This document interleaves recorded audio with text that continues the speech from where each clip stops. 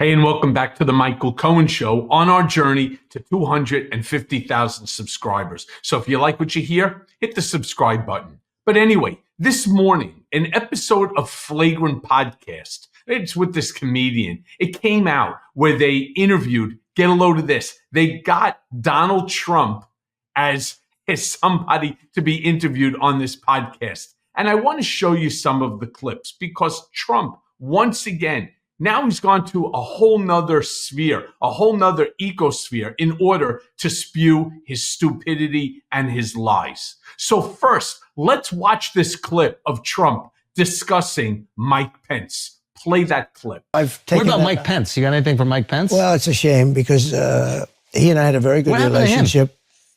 Hanging out somewhere. He couldn't cross the line of doing what was right, in my opinion. Some people would disagree with that. But he had the right to go. Somebody like me would disagree with it. He wouldn't cross the line with something that Trump agreed with. And we all know what Trump is talking about here. He's talking about not having Mike Pence certify the free and fair election, which would ultimately determine that, wait for it, Donald Trump lost the election. I mean, it is amazing to me. He actually was putting Mike Pence in the firing line for an unconstitutional violation. But you know what? As much as I disagree with Mike Pence and I find him to be an odd guy, and strange, he's weird, right? I mean, seems like Donald just likes weird people. He did the right thing. He put the Constitution above the party. He put his political ahead, right, of, he refused to put his political career ahead of what we needed to do in order to do the right thing. And for that, we should all turn around and at least give him kudos for that. All right. Then Trump goes on and he keeps talking about America not being a great country. Imagine this. I mean, the guy is running for the presidency of the United States, former president of the United States, shit talking the country that he's running for the presidency of. Play this clip. Like my legacy to be is the same as the term MAGA, make America great again. I'm going to make this country great again. It's not a great country right now. It's loaded up. It's always a great country. It's a great country. See, that's always a great country. Okay, but Yeah, it is always a great country. You need somebody to tell you that, you dumbass. Seriously? It's not a great country. Let me just break some shit down for you. If at any point in time you don't think America is a great country, the question I would like somebody to ask him, if you had to leave the country tomorrow, let's say because you're going to be doing some jail time for, let's say, 34 criminal counts that you were held guilty of between business fraud, campaign fraud. You know, you owe over $600 million in civil penalties, 500 to the New York Attorney General. You owe $100 million, give or take, to E. Jean Carroll for, let's say, hypothetically sexual assault, rape, and you needed to leave this country. Tell me, where would you go that you think is great? But nobody ever asks those type of questions to him.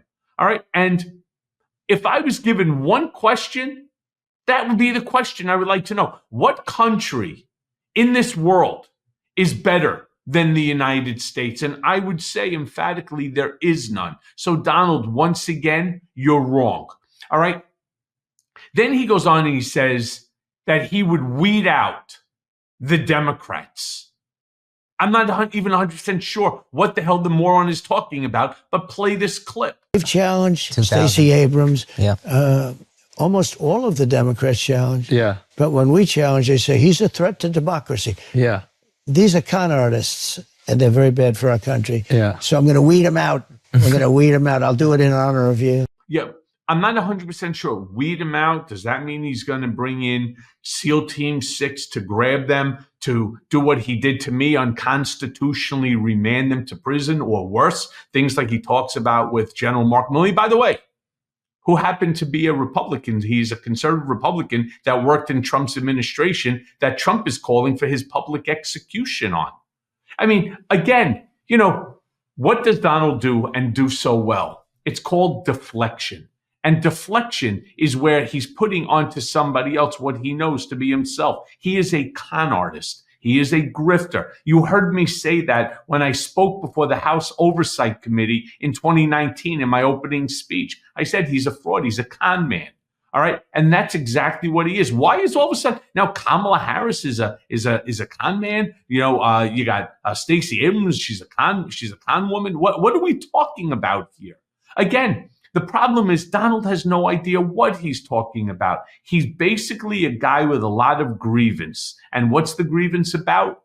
The grievance is solely about the fact that for the first time in his life, he's being held accountable for his own dirty deeds. All right. And he's petrified. And he knows he's losing this election. So he's going to try to say anything bombastic, create more chaos, throw more ketchup, so to speak, against the wall. Now, lastly, he discusses my favorite Trumpism. And that's called the weave. It's called the weave, right? Play this clip. And then you're going to get my reaction to this.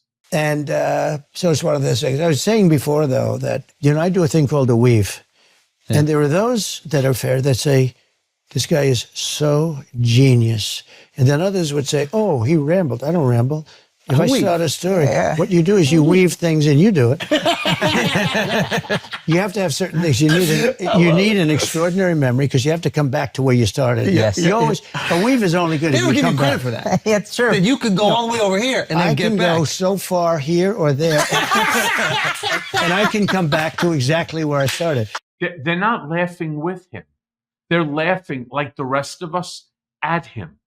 The weave does not make any sense. He goes off on tangents. He does not have a great memory. He doesn't have a good memory at all. Unless, of course, it's about golf. Then his memory is fantastic. Sports, not bad. But when it comes to any of this, how could he have a memory? A memory of what? About something that he's never read? Because somebody told him something? While I'm reacting here, and we're on this topic of the weave, I want to show you a clip from an interview that Trump did on Newsmax on this topic. All right. So that way you can understand exactly the point I'm trying to make. Play that clip. Yeah. He actually said, don't go after their nuclear. Well, that's going to be the problem, their nuclear, because they're going to have nuclear soon, and it's going to be a much different world. We're not going to be able to do that. It's just the opposite of what he said. And I said that very strongly. I said, you must be kidding did he really say that? Because the question was put that he made that statement. It was just after he made it. And I said, it's just the opposite. Yeah. You have to go just the opposite with Joe. I call him Crooked Joe. I call him Sleepy Joe. But I'm just not even sure what he's talking about here. All right. And I'm not sure how any of this how does it comport with one another? It's a rambling bunch of words that we just call word salad or word vomit. That's all that it is. It's Trump just throwing out anything that comes to mind. It's like Brick in the movie Anchorman. It's like lamp, door, Brick. Are you just saying things that you sing? No. Yeah, he is. Whatever pops into Trump's peanut mind is what he's talking about. All of a sudden, he's on with Iran. By the way, somebody needs to also remind him it's not Joe Biden that he's running against. How many times have we had to remind him of things like this? Look, let me end this episode by saying we're less than a month away. All right, and I cannot stress more strongly. As Donald would say, I said it to him very strongly because that goes to show his strength. I'm going to say it very strongly. Make sure that you register to vote. Make sure that you go to vote.org and make sure, because there is no other choice here. Make sure that you vote Harris Walz in 2024. Plain and simple. Hey, everyone. First of all, thanks for watching. I mean, we're going to be posting daily episodes with reactions and talking about politics. We'll be talking about everything, in fact. So please like and subscribe. Join us on this journey.